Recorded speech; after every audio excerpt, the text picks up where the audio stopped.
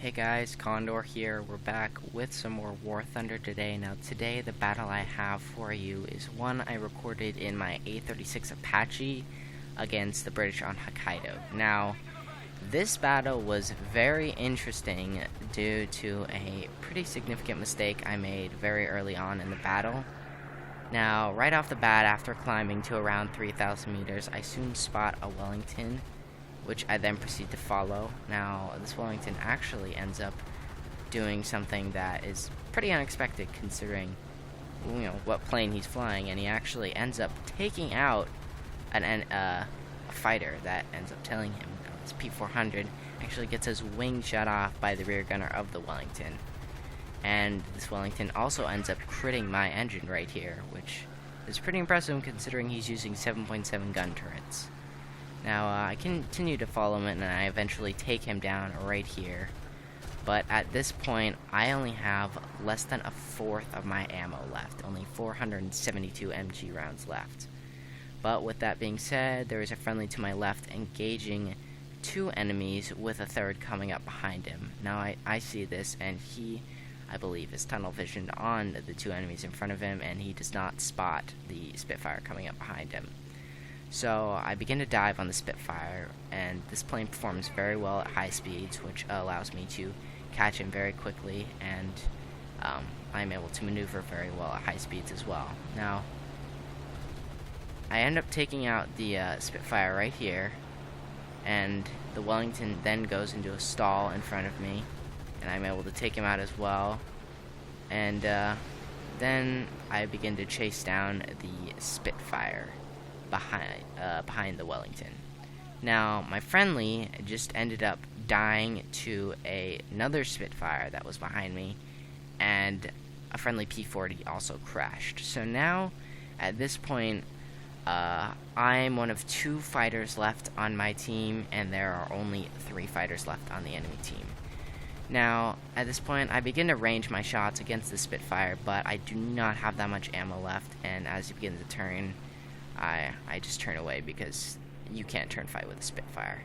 Now his friend soon is coming up behind me, so I turn and he ends up heading me on, and I get the pilot snipe on him. Now this plane is fairly good at head-ons because it does have the 2 MGs directly in the nose of the plane, which means those shots are going to be very accurate, and it's very good at pilot sniping enemy planes. Now I am down to only 65 MG rounds, and I realize there's just no point in chasing down that other Spitfire, because I'm just not going to be able to kill him with this amount of ammo. And now the only other fighter on our team left is currently engaging the other Spitfire on their team, which is, I believe, a Spitfire Mark 1 or 2A, which actually right there ends up critting him and setting him on fire. So at this point, his plane is absolutely wrecked. There's not much he can do but just fly towards friendly airspace. Now, this plane does gain a lot of speed in a dive, even a shallow one, as you'll soon see. I'm able to easily close the distance between this Spitfire and myself, because this plane, even in such a shallow dive like this, I'm easily able to get up over 450 kilometers an hour. Now, as I get closer, I have to be very cautious with the shots I take. I only have 65 MG rounds left, which is way less than even a fraction of a second worth of firing. So I make sure I get very close. I range a couple shots on this guy. I end up sparking on his tail and his wing. Now he turns left, and then when he turns back right to engage the F4F again, I spray him down and I'm able to snipe his pilot. Now at this point there is only one enemy left, which was the Spitfire that I was chasing earlier in the match.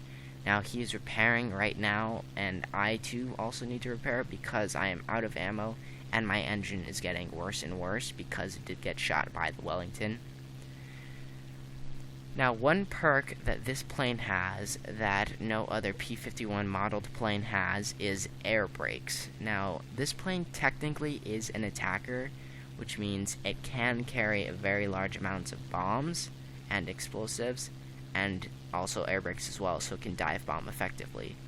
Now, these air brakes also have a very effective use as a landing device when trying to land at high speeds you're easily able to lose large amounts of energy very quickly. Now, as you can see here, I drop 100 kilometers an hour in less than 5 seconds, which makes my landing much easier than it would have been if I had been going much faster. I put my landing flaps down, touch down on my gear, and extend my air brakes again, just so I can slow down without having to worry about going off the other end of the runway. Now, just then, the only other fighter on my team ends up crashing, leaving me, an A-20G, which still is a pretty effective plane killer, and a TBF that is at our far airbase. Now, after landing and getting repaired and reloaded, I start flying towards the enemy base, and I end up spotting the Spitfire once he begins to engage with the A-20G. Now, the Spitfire ends up critting the A-20G before I can even get close to him. And at this point, I do have an altitude advantage, but you have to be very careful when engaging a Spitfire because it is so maneuverable that if you overshoot, it can easily get on your tail and gun you down. So, as I begin my dive on my Spitfire, I make sure my approach is directly behind him so that if he maneuvers, I'll still have a chance to shoot him.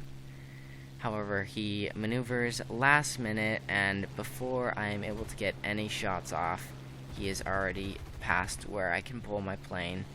Even though this plane performs very well at high speeds, it still compresses near 700 or 650 kilometers an hour. And once again, I just pull my plane back up into the vertical, converting all that speed into altitude again, dodging a couple shots in case he decided to shoot at me, but he soon turns back towards the A-20G to engage him again.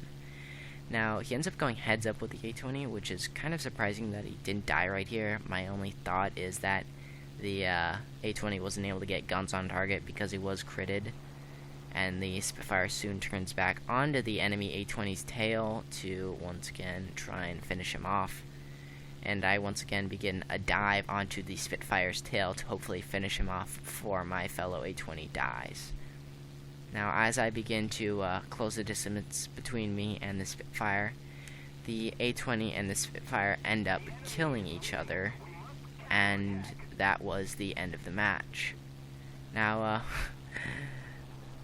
this plane, just to talk about it in general, is a very good plane for its BR. It currently sits at a 2.7 along with the P-40, and it has 650 cals, which means it has a very strong armament for its battle rating.